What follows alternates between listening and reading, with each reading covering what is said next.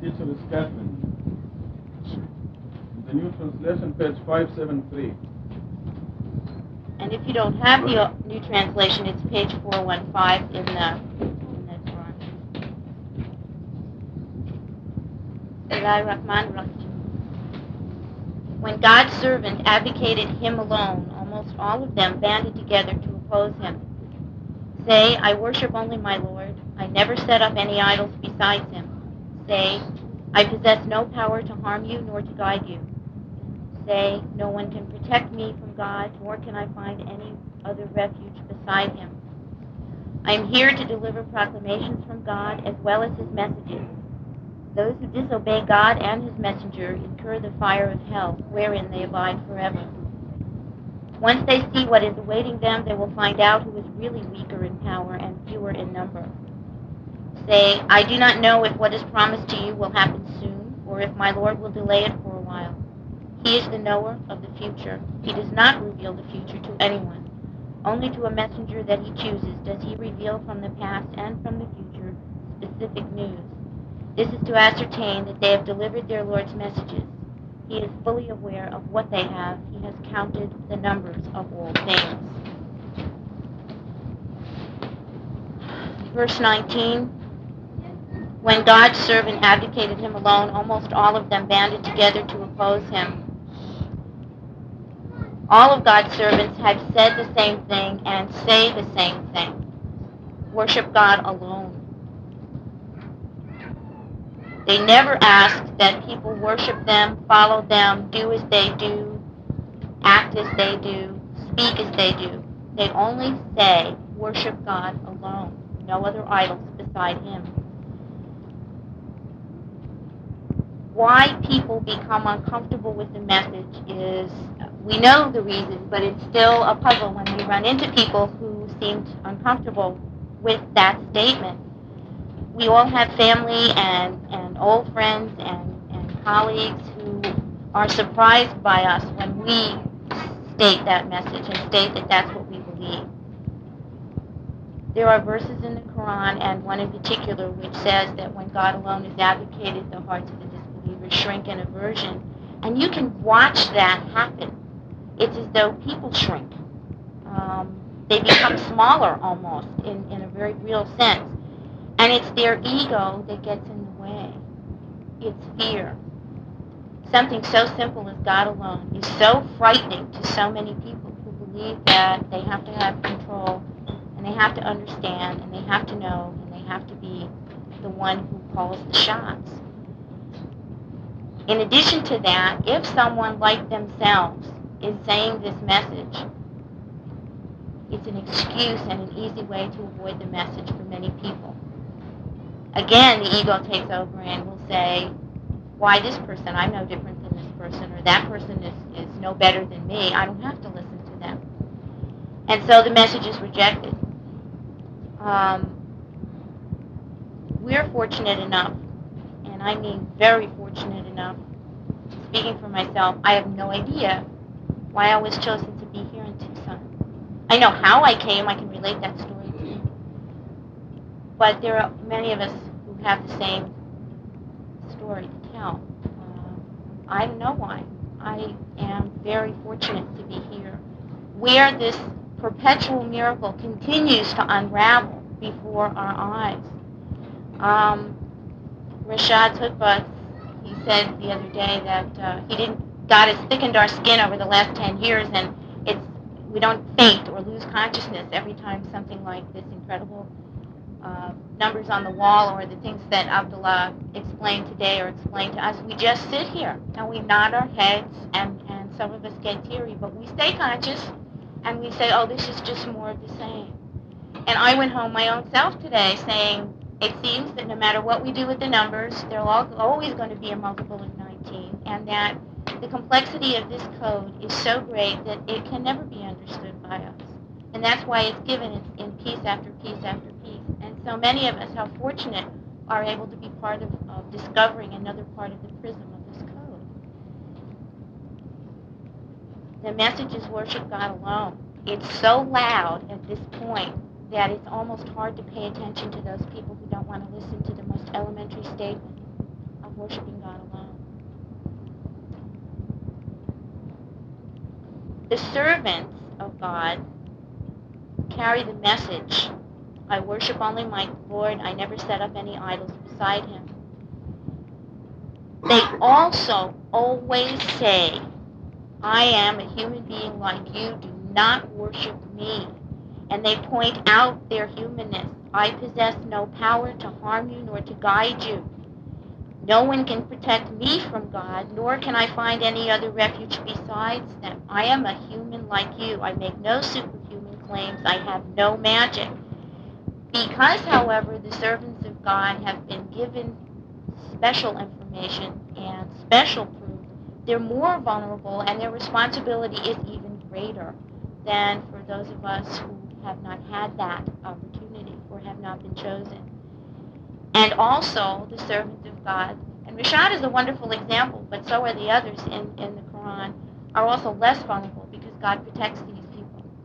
And we've seen that all the way through the Quran. Moses, Jesus, all of them, Elias, Jonah, they've all been protected by God as long as they carried the one message and never claimed to be anything more than a messenger.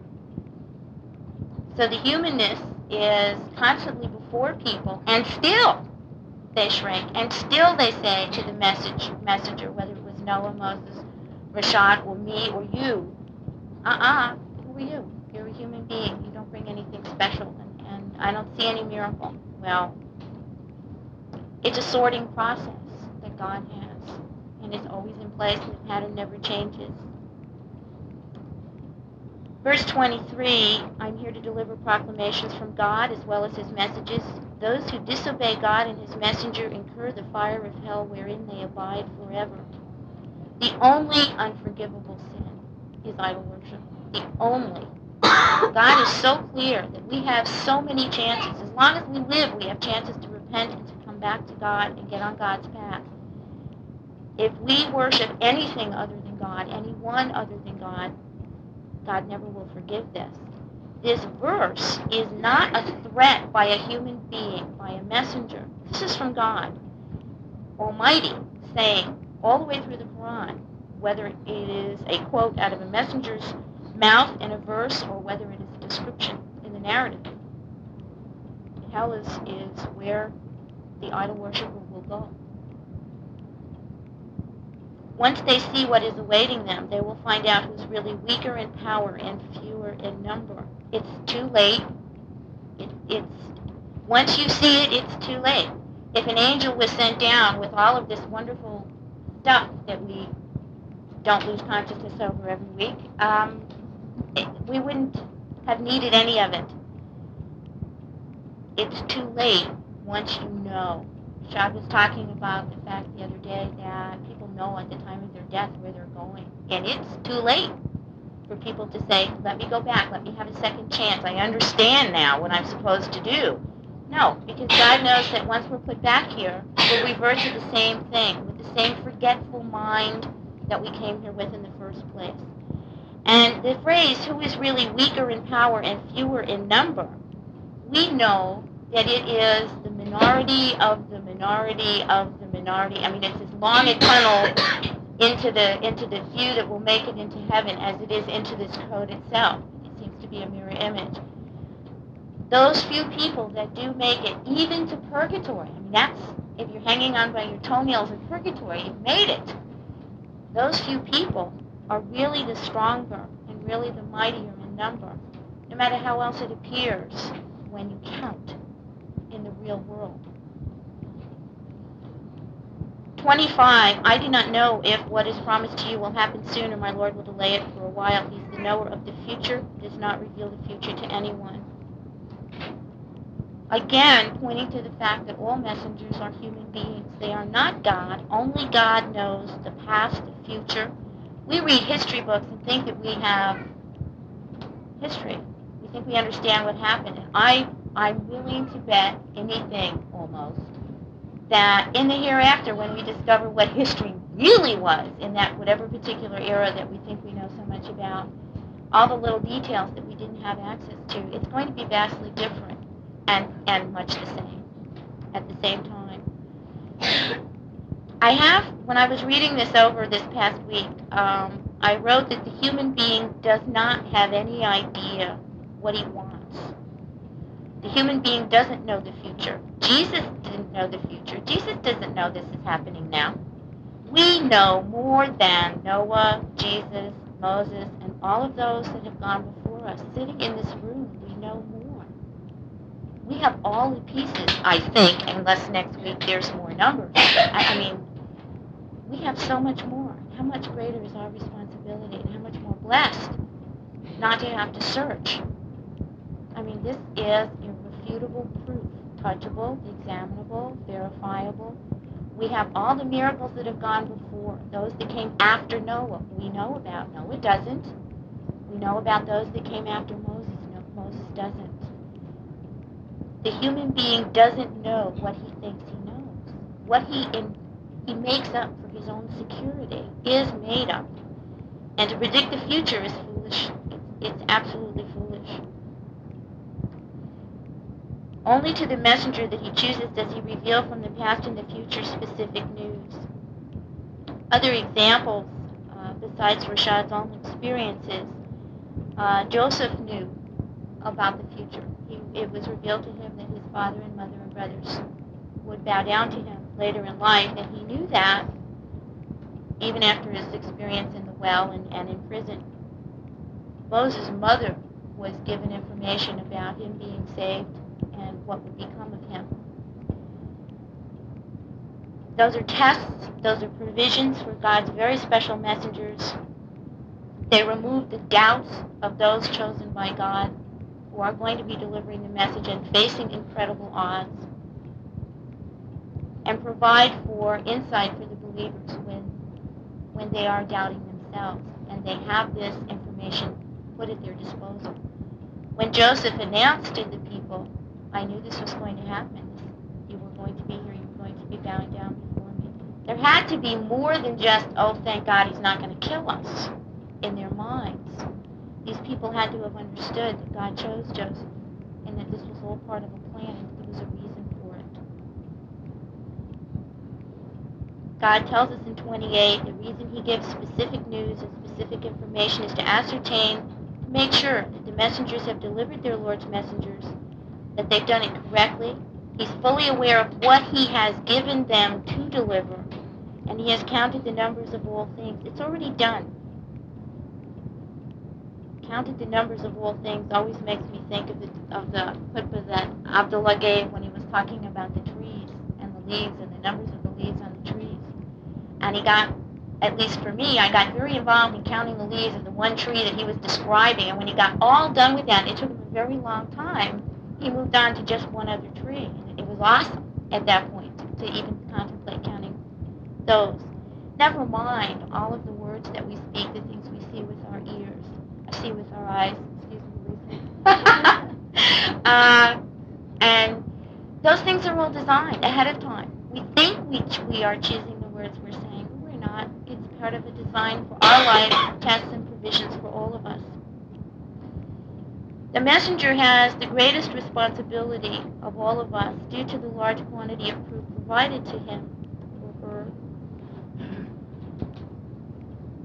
And that can be awesome and frightening, unless, of course, the messenger knows that he's fully supported by Allah alone, in which case this is the thrill of a lifetime.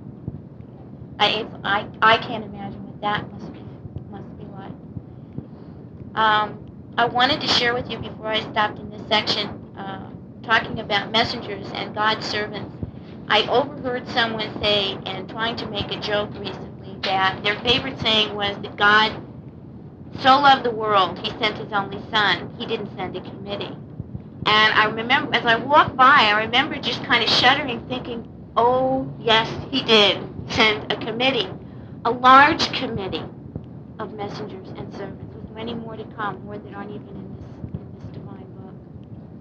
And I thought I would share that with you because there are many people who think that there's no committee out here. There's such a large committee. The committee of angels alone is amazing. And they're part of what brings us our message. Are there any comments, questions? I hope.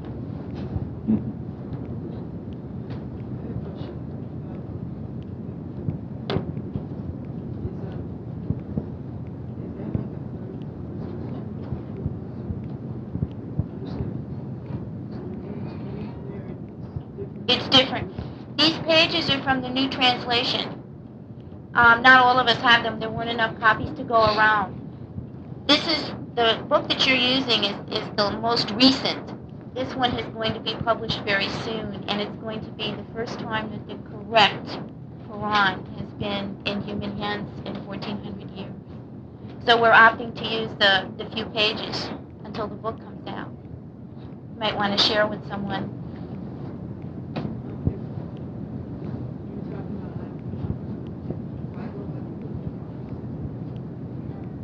No, absolutely not. It says the same thing. It says worship God alone.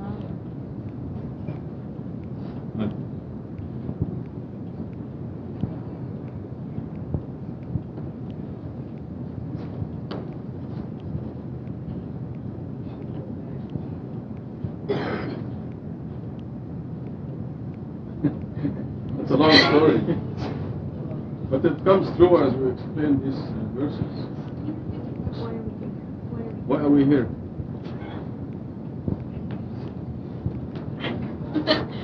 Why are we here? He wants to know why we are here. Yay! Are you smart because it's your birthday, or you're just like that?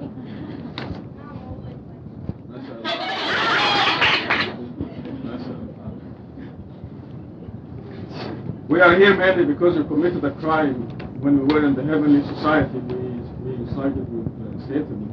Satan wanted to be a god besides God, and we did not oppose that. We did not make a good, firm stand with God, absolute authority. So that's why we are here to redeem ourselves and to change our mind and denounce that stand by going back to upholding God's absolute authority, by knowing that nobody has any power to do anything except God. This is God's absolute authority. People who think that Muhammad or Jesus or Mary or the saints can do anything are in the same trap. They're committing the same crime, and they will go on all the way to hell. They can be redeemed only if they change that and worship God alone, like Amir said. This means worship God alone means knowing that God only has power to do anything. You must know that God is the one who hires and fires. God is the only one who decides how many dollars are in your pocket. You must know that.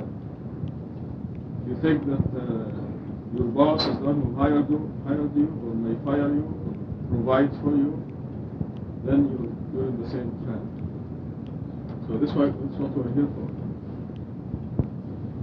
I want to go to the verse that says, once they see that's 24, once they see what is awaiting them, they will find out who is really weaker in power and fewer in number. Because out of all of Tucson, 500,000 people, only about 50 people come here to this mosque to worship God alone. So in this city, we appear to be 50 among 500,000 people. There may be 50 more out there who worship God alone under the name of Christianity or Judaism or nothing. But they do believe that God alone possesses all power. So that's 100 out of 500,000. This appears to be a minority. But you see, you're walking around with your body that is visible. They say, this is Kathy Robinson. But they don't see what she really looks like, what size she is. We learn from verse Sura 17 that the differences of the hereafter are far greater than here. The difference between Bima and Gatud is 4 feet. But in the hereafter, the differences are far more greater. Surah 17. So your real size is as big as the city of Phoenix, for example. But you're walking around, you see this size. Their size, the people who are not worshiping God alone, they actually shrink. The soul actually shrinks to the size of a cat. So there are 100 people whose size is as big as the city of Phoenix, each one of them, and 500,000 sized ants. Now, who is really weaker? Who is really weaker in power and fewer in number? one man and a million ants. Which one is really stronger? Where is the majority? Is it the one person or the million ants? When you walk out the mosque here, you can see 1 million ants sometimes. Did you see them today? So, where is the majority? This is what this means, because once they see what is awaiting them, because right now they cannot see. We do not see ourselves. We only see our bodies. Death.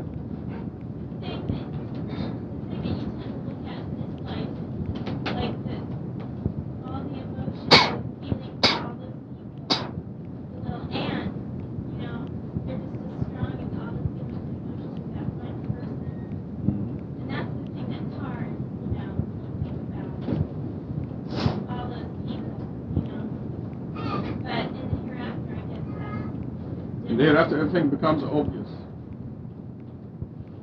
You're walking around, you're a hidden queen.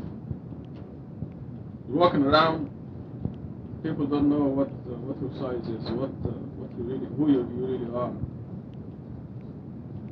Which is a lot of fun, because you don't need Secret Service or guards or anything. You can walk in the market and buy your apples and meat, eggs. Yes, we have Secret Service, yes. That's the best Secret Service. You do have Secret Service. Could the phrase few in number also apply to the fact that in the day of judgment, all of these people who think that they have power and numbers are going to realize that the entire creation submits to God.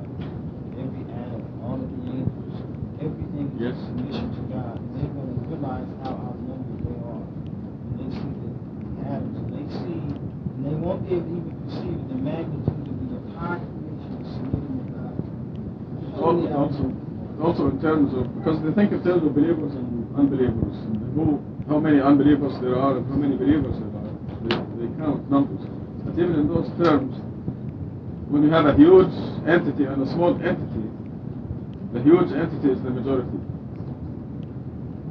The one person and 1 million ants, to me, the one person is a majority. Majority is the one.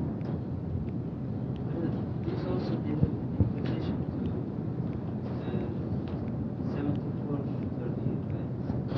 Because Allah says, I will put them in hell, and over it, I will punish them, and over it are 19 and 19. For unbelievers, it's a very small number, less number, and they may ridicule this number. Except 19 is not the angels of hell, as they think. What? 19 is not the angels of hell, as they think. The angels of hell, there are angels of hell. Also, the number given 19. I don't know, it seems like there's only one angel in charge of hell. His name is Malik.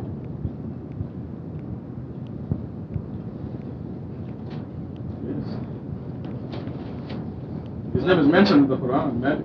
Malik maybe head of them. How would you get that? No, don't speculate. There are some angels. The Quran, there are More than 3? Yes. Where? They say, Qalu. Yes. Word used for angels. That Who? they will talk with the unbelievers. Hell. No, it's not. Where? There's only one angel, as far as the guarding hell is concerned, only one angel, and his name is Malik. Now, Qalu is where? ألم يأتكم نذير؟ قال لهم خزنته ألم يأتكم نذير؟ Surah 67.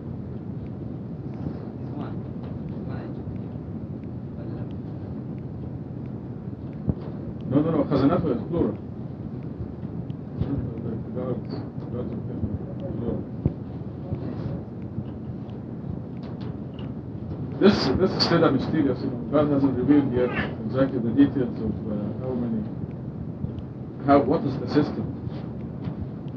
Because quote كلما ألقي فيها فوج سألهم خزنتها ألم يأتكم نذير.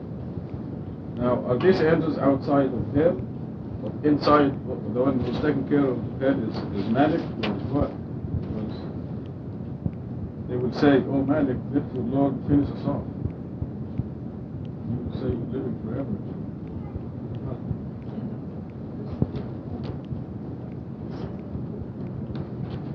Yes.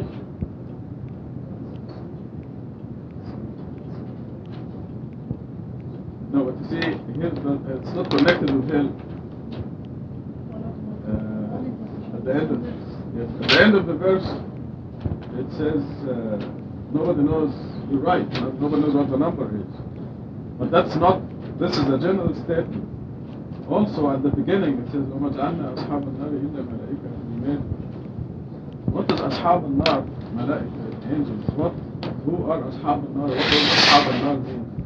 Companions of hell, the gods of hell, the owners of hell, the friends of hell.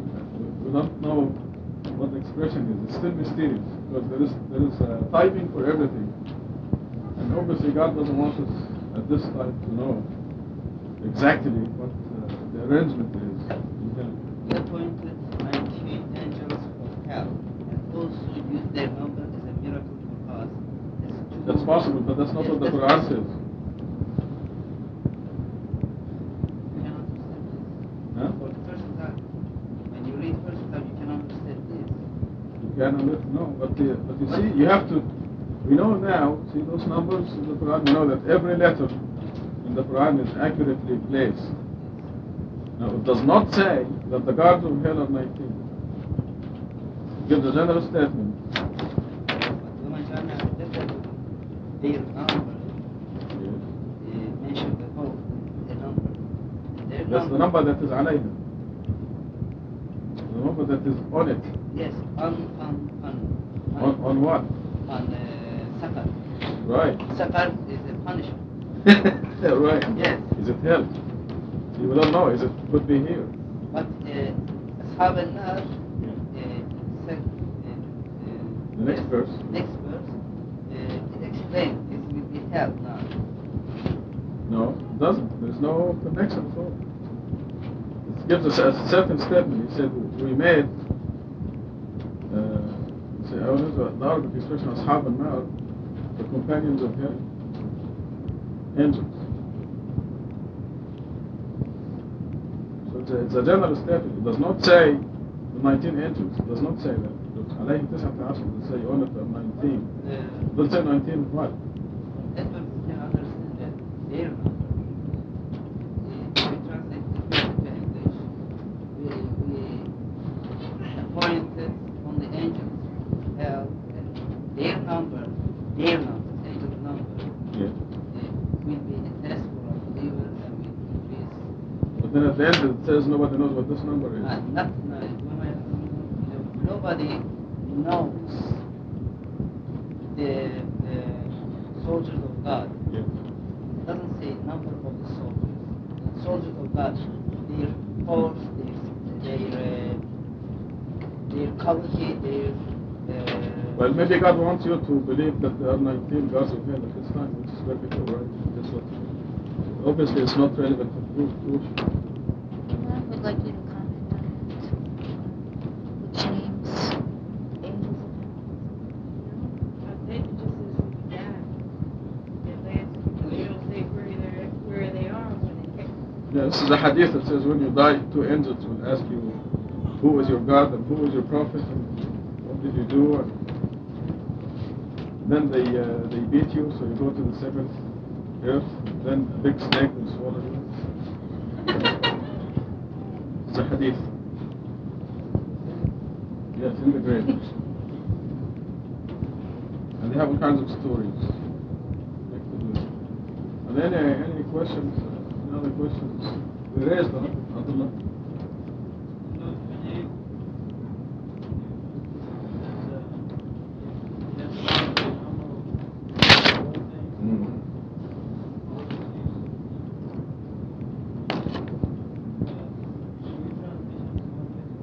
Yes.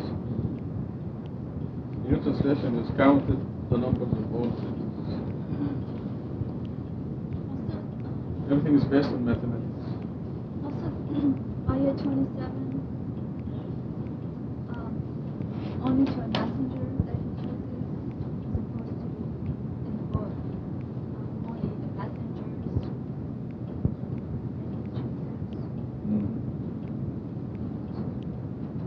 Both are correct. Simple. It was more general in the last translation, but in the new translation it is more specific. Because this Surah 72, that gives us a lot more proof that this Surah specifically for Masjid Tusa is for our age. So this Last translation is accurate, most accurate. Surah, yes, it can be understood as plural, but here, not Surah, it's not plural form. But can be understood this way, but the continuation, فإنه يسلك من بين يديه, he is Singular. correct, yes, singular, not من بين يديه. Yes. Yes. But both are correct. Both translations are correct. That's what it was. Speaking of numbers, I just want to pass on a thought to you, because we think that we're on the advanced earth and everything, and how the world is so technologically advanced and everything. But up until now, only less than 7% of the people have come to this world, from Adam until now. From now to the end of the world, there's still more than 93% of the people. So the earth is still an infant, and we are among the early generations. To the people 200 years from now, we're going to be in the cave age, cave people. So just think about the message.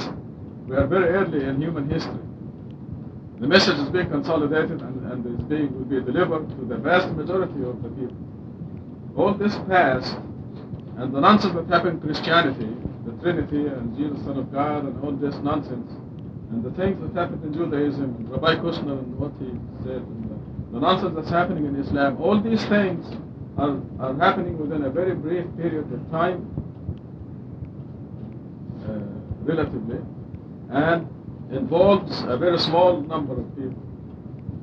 But the new generations are enlightened, they are rebellious, they don't listen to their parents, they're free to think, and they will get the message supported by physical evidence, as you see, and Satan will be really defeated. Satan is destined to be defeated. So this message with the physical proof that you see on the wall over there, on the wall you see every single verse in the Quran, physical evidence. And this will be presented to more than 93% of the people in the world. Think about that.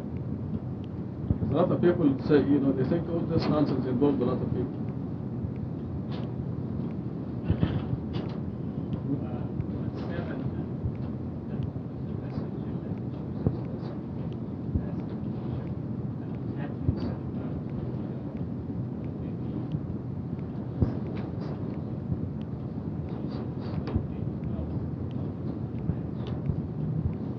I'm sorry, I missed that.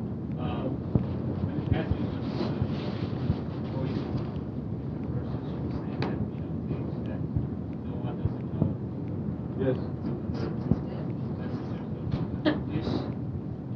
God made a point in the gospel that when Jesus was asked when is the end of the world, he said, I don't know.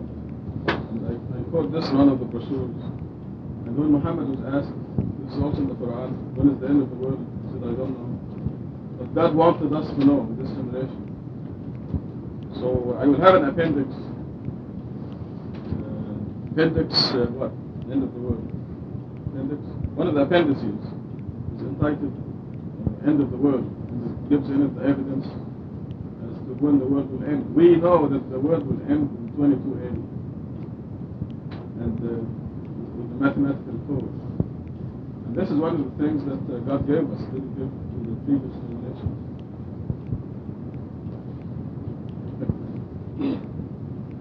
But,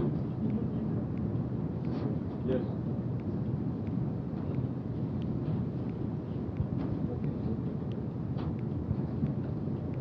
Say, I do not know if what is promised to you will happen soon, or if my Lord will delay for a while. This is to tell the disbelievers that you're going to be punished. I don't know when. It's for the disbelievers. No. You're going to be here. This is for here. This may address to Muhammad. Say, I don't know. Nothing in this surah is for Muhammad.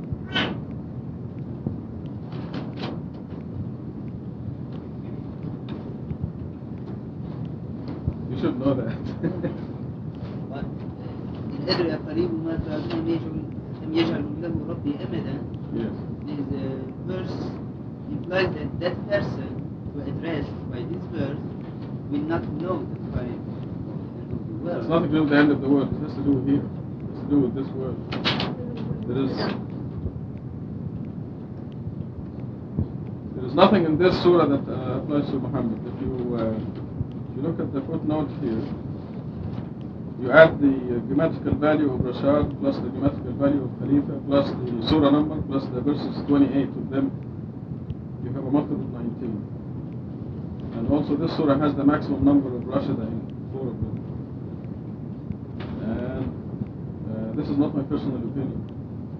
If this is my personal opinion, I'd be wrong. But it is not my personal opinion. لما يرجع عن الرسول also this phrase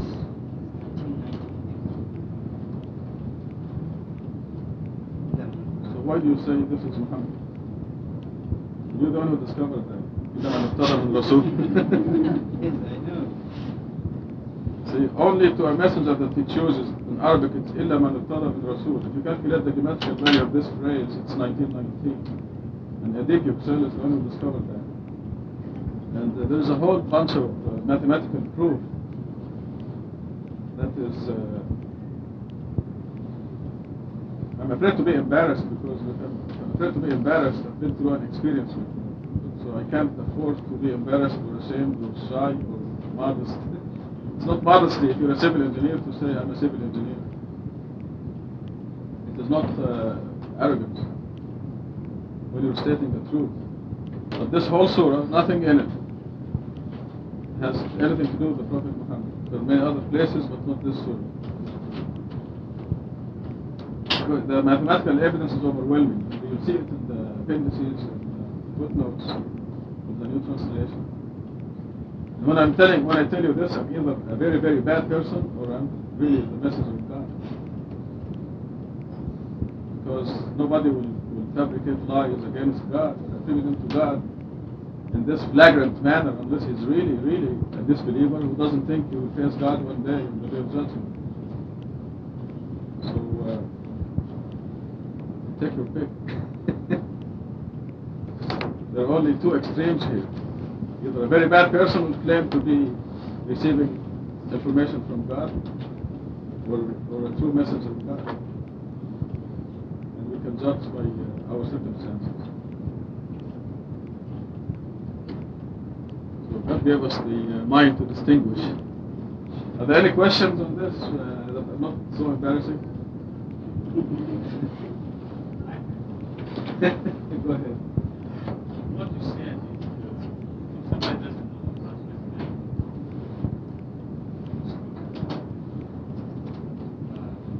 even the fact that this was God was telling people to say, and how somebody who is Well, that person will not know anything. It's a prerequisite that the person knows what the mathematical code is. The person who doesn't know the code will not understand anything. It will be like a person who was born 100 years ago. So the mathematical code is a requirement to understand a lot of things. why God would tell Muhammad to say. No, it doesn't tell Muhammad. Lots of codes are not for Muhammad. Lots of codes are for you. قل هو الله أحد is not for Muhammad, it's for you. قل أعوذ برب الناس is not for Muhammad, it's for you. In fact, the vast majority of qul is not for Muhammad. A lot of quls in the Quran are for the Quran itself. Proclaim. قل إن كنتم تحبون الله فاتبعوني يحببكم الله. Say, if you love God, follow me. God will love you. This is the Quran speaking. You follow the Quran, then God will love you. Say, you love God, you follow the word of God, not the words of men. So I don't know where you get the impression that Paul is always from Muhammad. Because it is not. And very clearly so. The majority of Quls meaning say. Qul means say. The majority of Quls in the Quran are not for the Prophet Muhammad.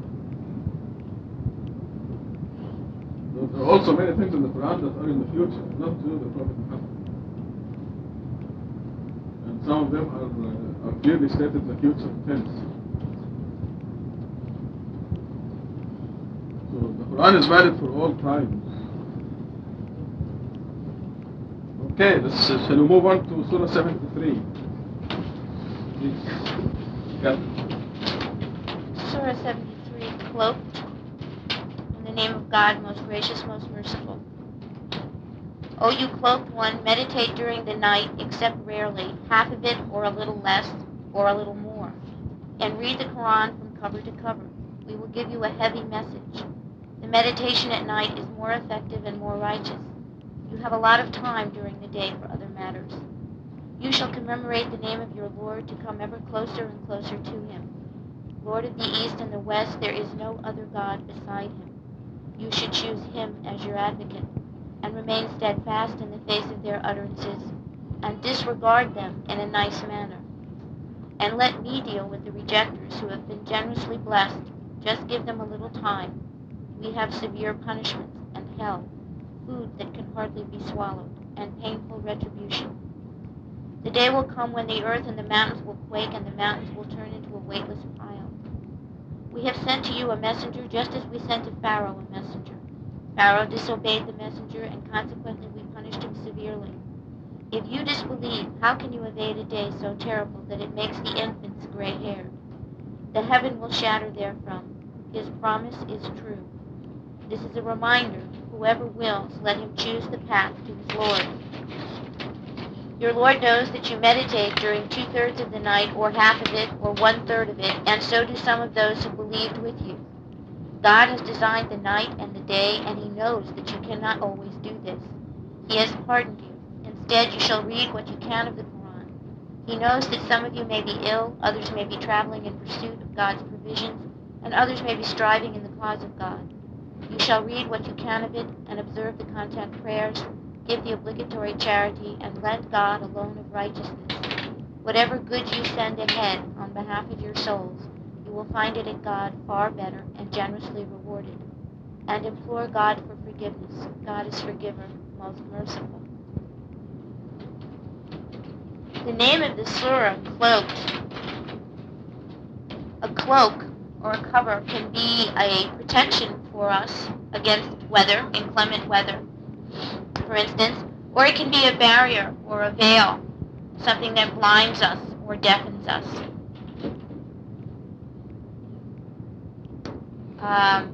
And keeping that in mind, looking at verses 1 through 7, the night was designed for our rest.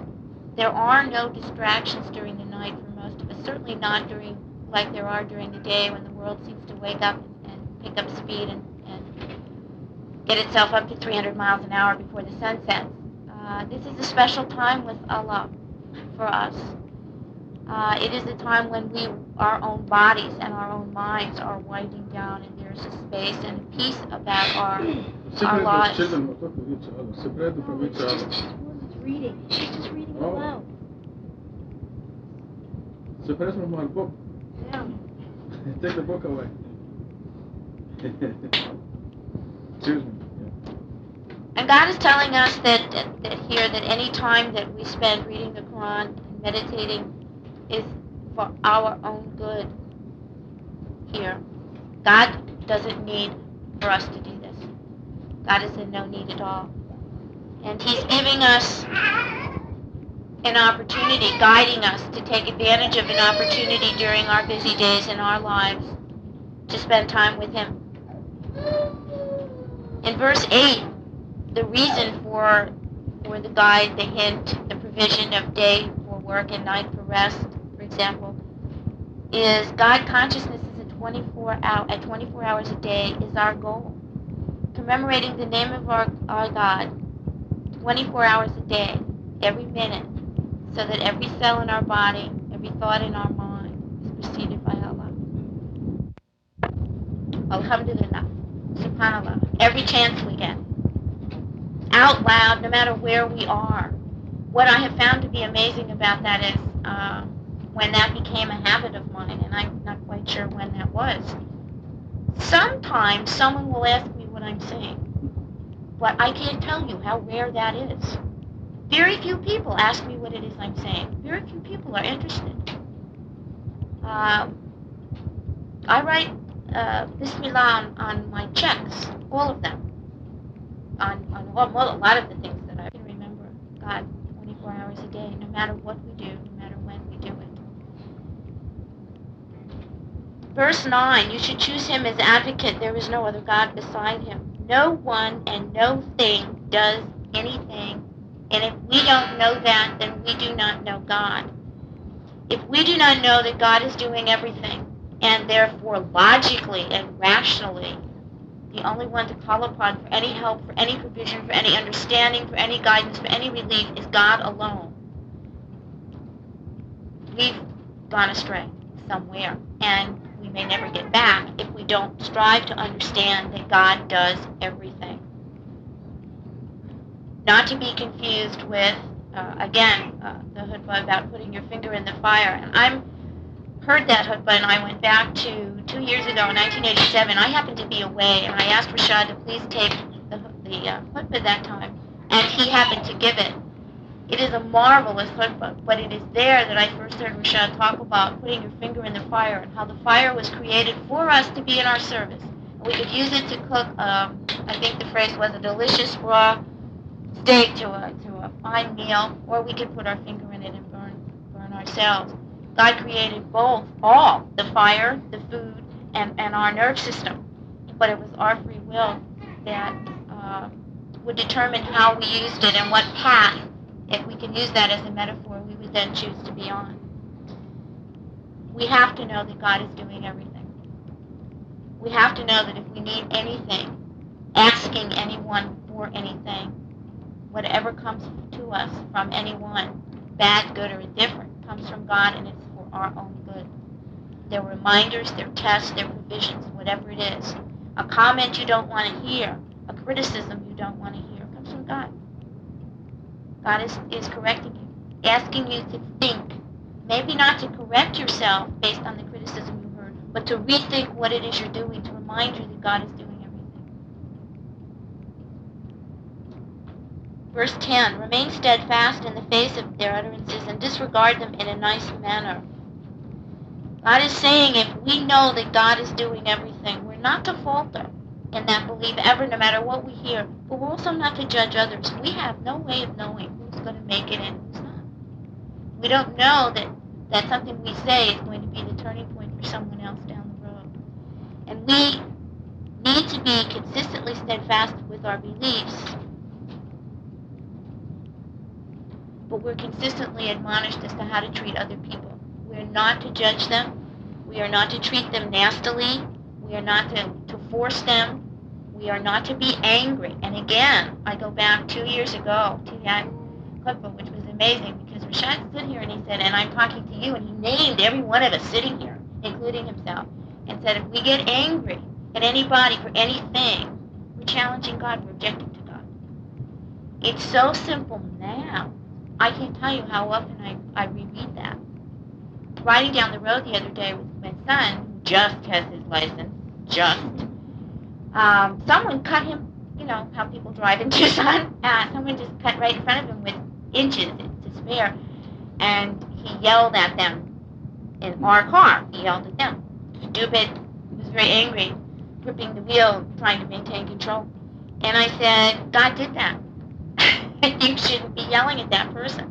Well, that person was stupid. And we've been working on this now for 2 days, that incident. He said, now we've got him coming around to say, well, I wasn't really objecting to God. I was just blowing off steam. I said, you were objecting to God. And you need to think about that when you get angry. And this is true about the people that we meet who reject what we have to say. obey or reject, how we choose to live our lives based on what God has told us. We're not to aggress against them with our minds, with suspicion, with words, with behavior. We're to remain steadfast with our own beliefs. Do you have a question here? Yeah?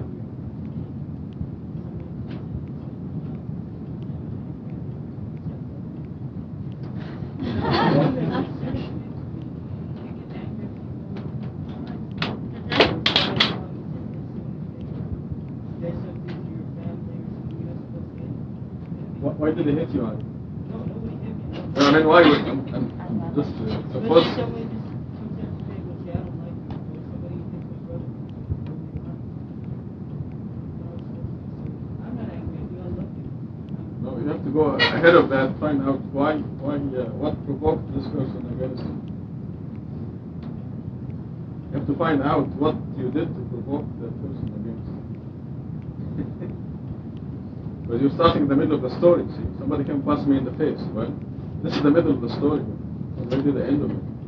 So we have to, huh?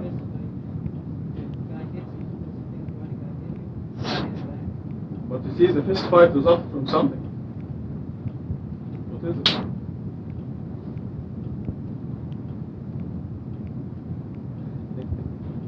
You're not supposed to get in the fist fight to start with. Yeah.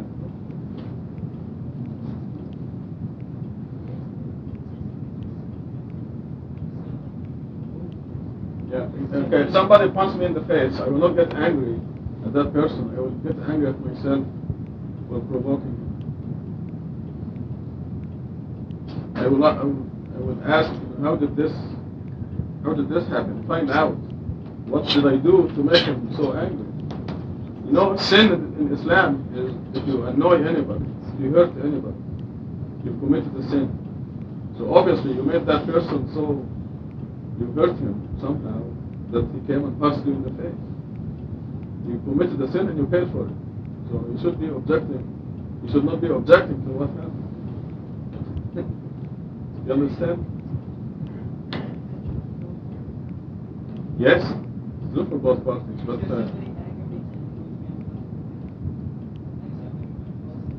okay, how will he aggravate you and annoy you? He'd say, I don't like you because you're Iranian, for example, let's say. Okay, let's say someone says, I don't like you because you're a Khomeini man.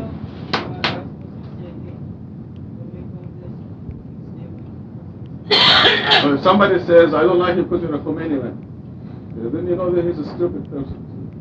He's passing judgment on you. It will be like you're walking in the street and a dog barks at you. What will you do? No, it isn't. You just don't pay attention to that person. You don't get into a fight because of that. But you also mentioned aggression against your family and protection of yourself and your family. That's a different issue. You have the right, and God tells us we do, to protect ourselves and our families. We do not have the right to aggress first. We have the right to protect ourselves. Yeah, Sura 42 says you stand up for your rights.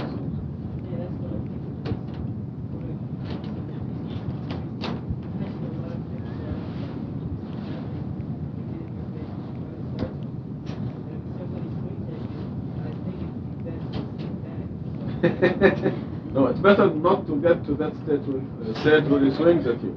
I would ignore them. It takes more strength. It takes more strength to not to be provoked and take them slowly, because Sammy got in a situation like this, and if I were in Sammy's place, I'm flunking a test. I would have punched the guy in the face, but he was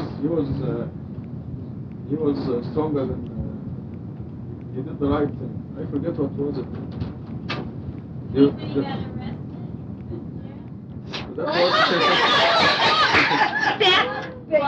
In Buffalo the other day, somebody was insulting him or something. No, that's an older. Yeah. I don't remember the specifics, but controlling yourself is a lot. I would ignore those people. You should not get in any fist fights or anything like that. Just ignore them. It takes more strength to restrain yourself than to be provoked into a fist fight or any of those silly things. You'll be a bigger man if you walk away and ignore them. Yes, yes. The Quran says you have the right to stand up for your right. If he punches you in the face and you punch him back, this is your right. But God tells you it is better and you'll be stronger if you can restrain yourself. Yes, of course. Yeah. Self-defense is always justified. Yeah. Yes. I grew up in a highly aggressive environment. And my parents... You mean a tough neighborhood? A tough neighborhood. And my parents told me that fighting is wrong. But a lot of kids I went to school with, that was their way of life. I remember one of the first times, maybe not the first, that I got into a fight, one of the kids wanted to jump on me and hit me. I was trying to explain to him that this wasn't really mature behavior. Before I completed the sentence, I was down on the concrete. So I went back to my parents and said, it doesn't work the way you said it. That you gotta do both. And I think the same thing holds true in any kind of aggression. Sometimes people will do things to you, and you just simply have to defend yourself and your integrity as a human being in the name of Allah. Now, some people out here do like to intimidate others physically and other ways. You understand it takes more strength to really resist getting drawn into a fight. I mean, if you just let it go, sometimes you think it's the right thing to do, but if you stick to the whim, Right. everybody starts beating on you. I think sometimes that was said, fight, show them that you can do it if you want to. That's your ego. signed by a brat. Okay, now I want to tell you, if you are with God, nothing will happen to you. You're going to be a winner. When you are a person of God, you'll be a winner all the time. Don't worry. It's like forgiveness Robert. from a position of power. But it's sometimes, like you said, it's harder to be patient because it's a natural thing. I grew up in an environment completely opposite of it. I mean, I grew up with 3 older brothers, and there was no fighting. I mean, that was natural. That was an everyday thing. We fought all the time. So, I mean, it was a natural thing. If you walk by and, looks at you wrong and then you take a shot, I mean, it was just a natural reaction. That was harder to, I don't know, some swings that you... Maybe Kathryn. It's hard. Wait a second now. Why did that be it? I That wouldn't come to my think maybe mind. Kathryn should have used the word sadness or disappointment rather than anger, because you don't become sad and depressed. That's objection. Happiness is devotion to God. Or happiness is submission to God. The opposite of that is objection. If you are sad, you're objecting to what God is doing. So maybe anger is not the correct word.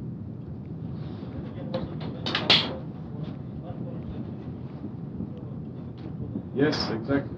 Yes. Al-Kazimin al-Ghayz, suppressors of anger. One of the characteristics of a believer is suppressor of anger. It's thus you understand life. When you read the Quran and you read God's message, you understand what life is all about, and you know that it is not worth it to get in a fist fight or be angry because of what somebody said, especially that if it is something stupid.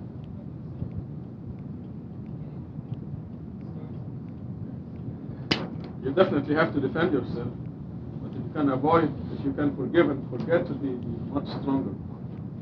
Back to Kathryn. You can finish And we'll this. move on. Can I make a comment also on the first few verses? Excuse me, I'll take it back. 2 more minutes. I want you to understand what the night is. The Quranic night begins at sunset.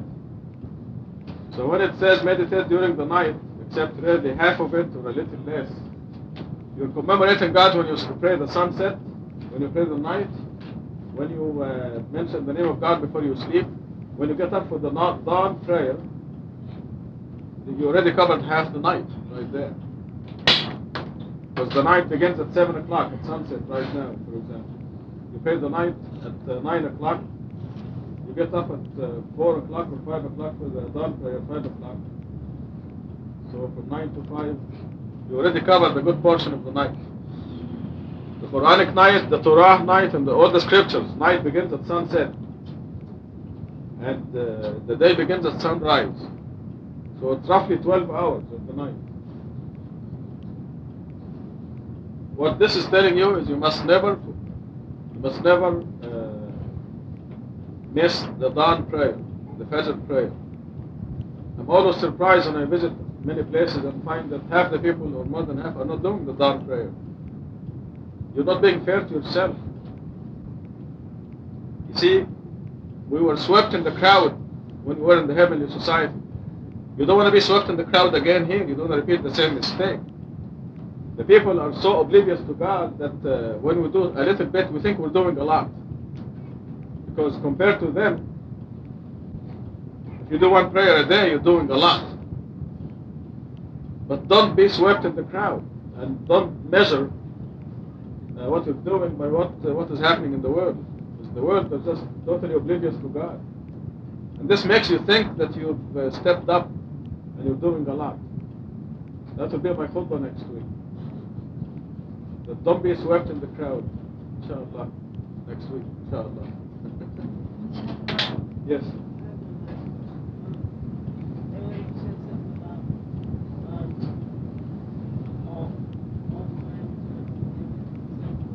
Idol worship.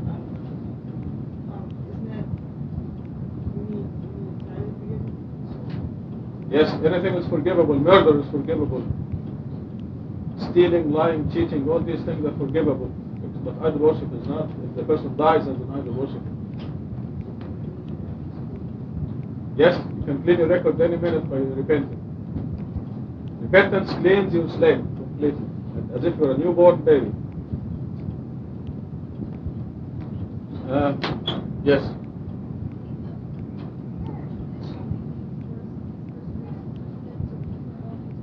No, to you, to Martha Schultz. Yeah? Again, that's a famous mistake, yes, but it is really, oh, you, Martha Schultz, meditate during the night except really. when you're covered up with your blanket, you're cloaked.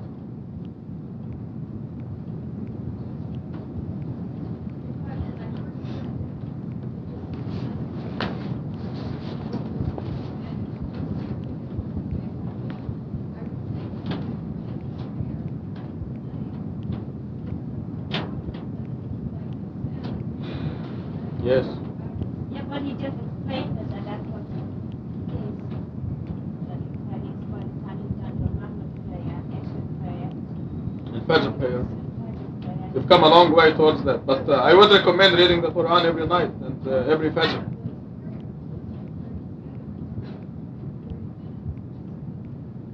No, but you're covering that period. You see, the prayer is not just the time that you're doing the prayer. The times of anticipation is also a commemoration of God. You look at the clock and you say, you're going to pray the night in 10 minutes.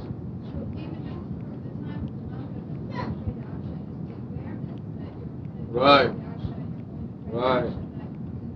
Absolutely, yes. Just this is why the 5 prayers are so important. Because it's not just a few minutes. It's not just a few minutes that you do. Okay, back to verse 20. Kathryn.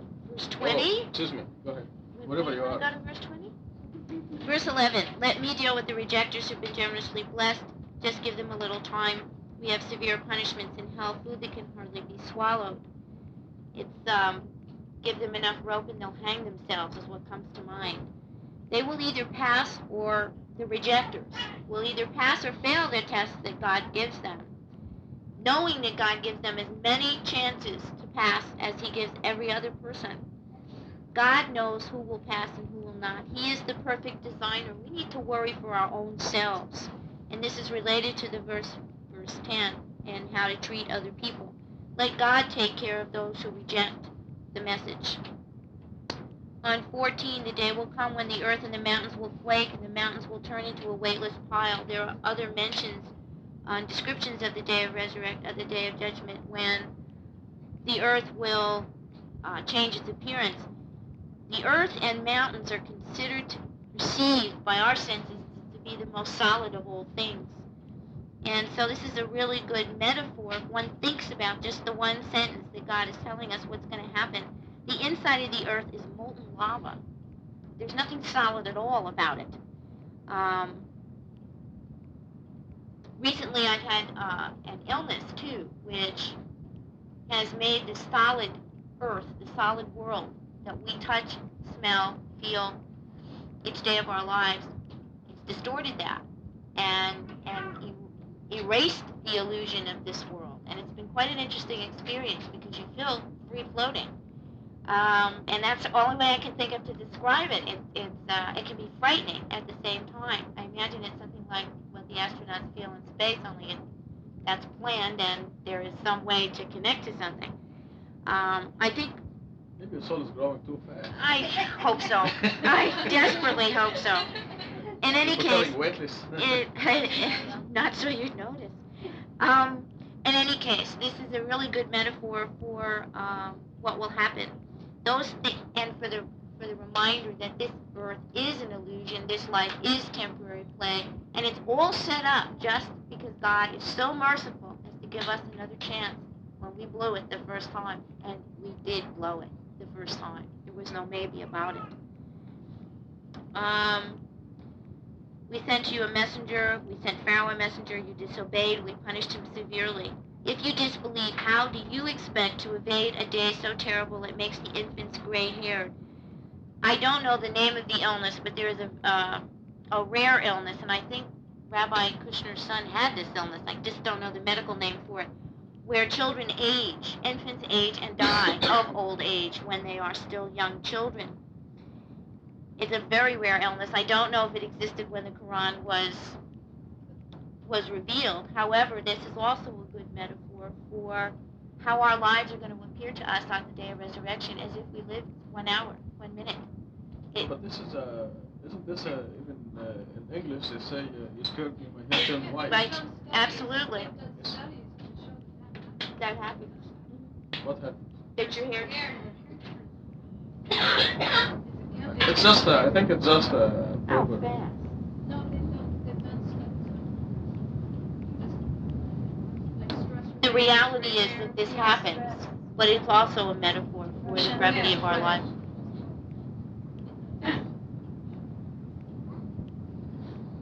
The heaven will shatter therefrom, his promise is true. The guarantee, it's always there, it's built in. This is a reminder, whoever wills, let him choose the path to his Lord. The human being has complete freedom. This is the human affliction, and it's the human blessing and the hope of redemption. If we choose Allah alone, God will be with us always. If we don't, and the tendency of the human being is not to. The tendency is to worship ourselves. That's the last bastion. When we think we've dealt with money, children, wealth, status, power, fame, we get back to ourselves. So it's a constant balancing act. If you choose Allah alone, as narrow as the path may seem, you won't fall from it. And again, I remember someone saying to me, "Fool me once, shame on you. Fool me twice, shame on me. This is my second time around, and it will be shame on me if I don't get it right this time." Verse 20. Your Lord knows that you meditate 2/3 of the night or half of it. He knows that you cannot always do this, and he has pardoned you. God made us. He knows what our limitations are. He knows we have to sleep sometime, and that we can't stay up all of the night long reading Quran and meditating all nights for all of our lives. And so mercifully provides for us and says, you shall read what you can, and allows for illness, and allows for traveling, and allows for the vicissitudes of this life, constantly reminding us that we need to be cognizant of God 24 hours a day. There's a verse here, part of the verse, you shall read what you can of it and observe the contact prayer. The way the contact prayer is spoken of in Quran is, it's spoken of as though everyone who reads knows of it, because everyone does. By the time the Quran was revealed, Salat was a common practice, albeit wrong, a common practice. And this is why we don't find a description of Salat by detail in Quran. Give the obligatory charity and lend God a loan of righteousness. Whatever goods you send ahead on behalf of your souls, you will find it in God far better and generously rewarded. This is the PRA that Rashad talked about. And it's a wonderful reality-based, simple way to understand what it is we do. Post-retirement accounts. We get 10 for 1 here, folks. Guaranteed. 10 for 1. We don't have to do much for that. A loan of righteousness. God alone. And our souls do grow, and they do expand, and we even have no idea how big they are.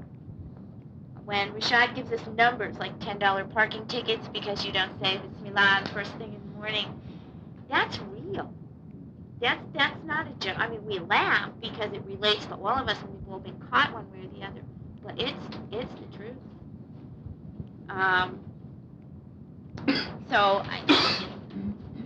Again, 24-hour God consciousness being the goal, and righteousness and living according to the Quran's instructions. God willing, we won't have too many parking tickets. And implore God for forgiveness. God is forgiver and most merciful. Every day, 5 times a day, we say that God hears those who call upon Him. There's no condition in that statement. There is no condition. If you call upon Him when you're wearing a blue dress and it's 5 minutes after noon, there's no condition. God hears those who call upon Him alone. That's unconditional. This is the most merciful God who is always there for us. All we have to do is turn around. I need to stop. Is there any... God bless you. Good. Excellent job. MashaAllah. Marshall, what do you...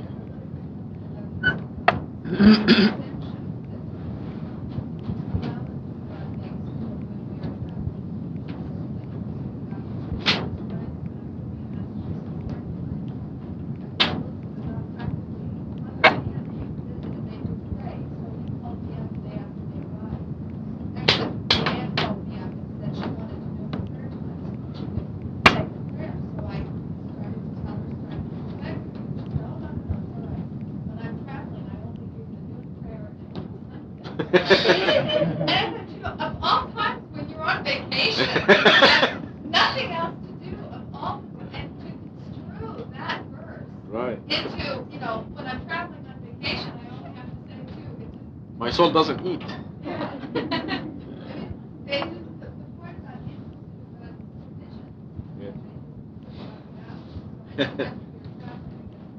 about This has to do with missing the Fajr prayer once in a long while. God says you cannot do it all the time. Maybe once a month you'll miss Fajr. But really, this is a minimum, the 5 prayers, including the dawn prayer. It is very important for you to do the dawn prayer. You must set the alarm and get up. Right now, you must do it before 5:15 in the morning. There are many dropouts because the day gets longer and longer, and you don't want to be a dropout.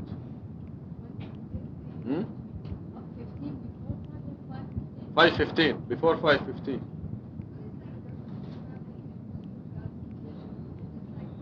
This means you're tired, you're very tired, and you cannot, you didn't get up for the Fajr prayer because you're tired. You're doing extra effort. Yes, you're traveling or your time is mixed up.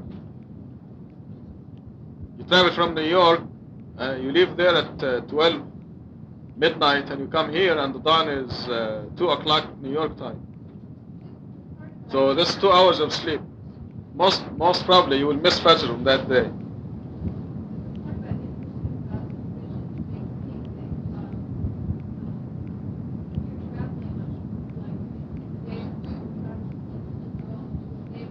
No, it's saying business. You're doing your business. You may be tired because of business, because of something you have done. You were digging ditches all day, and until 3 o'clock in the morning. Chances are you're going to sleep through the Fajr that night. Traveling in pursuit of God's provisions meaning business. You're doing business. I think we have to stop. Our teacher next week will be Dr. Sabahi, so we can see what the Farsi translation is saying.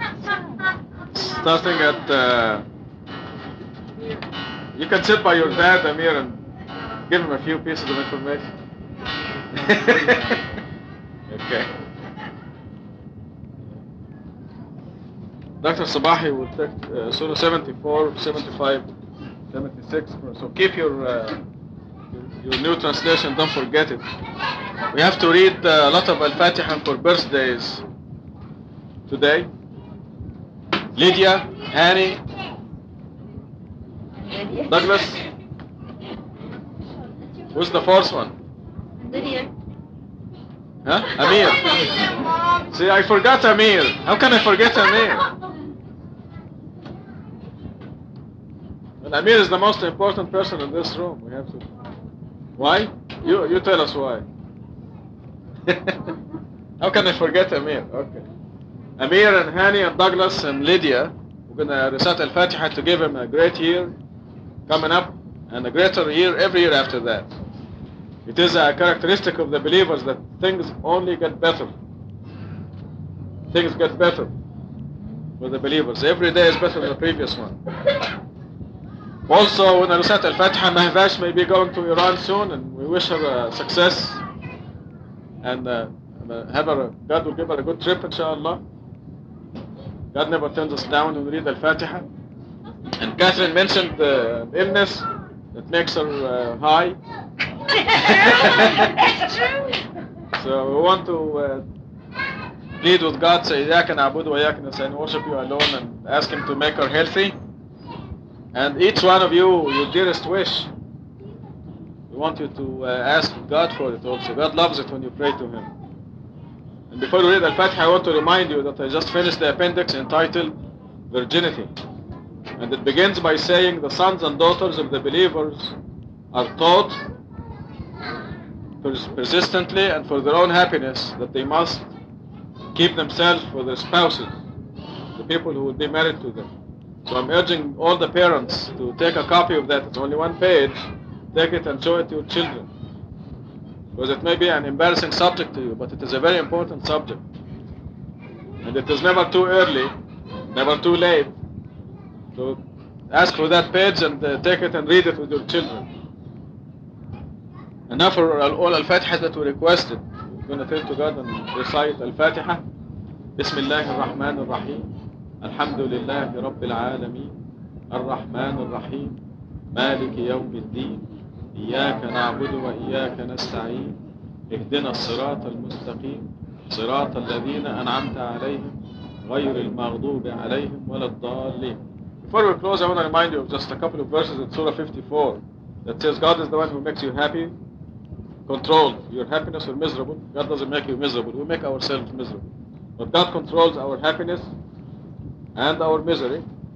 In Arabic, وَأَنَّهُ وَأَضْحَكَ وَأَبْكَى. He makes you laugh or cry. وَأَنَّهُ وَأَغْنَى وَأَقْنَى. He's the one who controls your wealth. He's the one who makes you rich or poor. So you remember that. God is the one who controls your happiness and joy. And God is the one who controls your wealth. Which means if you follow God's law, you're guaranteed perfect life, perfect happiness. Congratulations. God bless you.